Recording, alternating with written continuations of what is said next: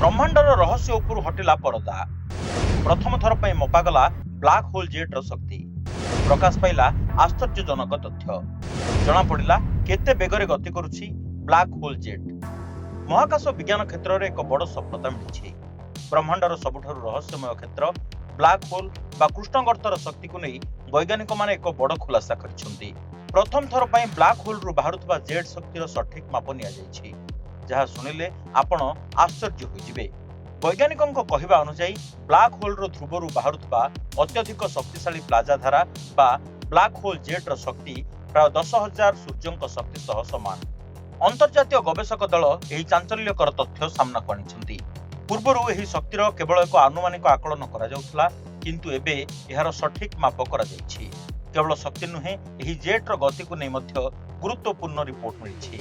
एही प्लाजा धारा घंटा को प्राय 35 कोटी 50 लक्ष माइल बेगरे गति करुछि, जहाकी आलोकर गतिर प्राय अधा।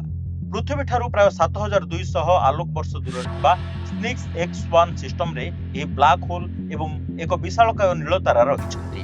एही ब्लैक होल निज साथी तारा ठारू क्रमागत भाबे गैस टाणी थाए एवं प्रचंड बेगरे प्लाजा बाहर को फिंगी थाए।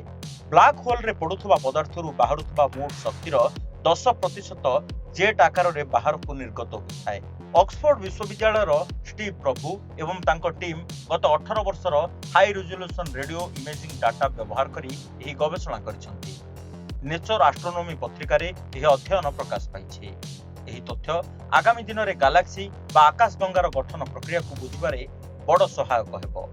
वैज्ञानिकंकर एही सफलता प्रमाण करिछि जे महाकाशर रहस्य जेतिकी गभीर, एहार शक्ति सेतिकी भयंकर।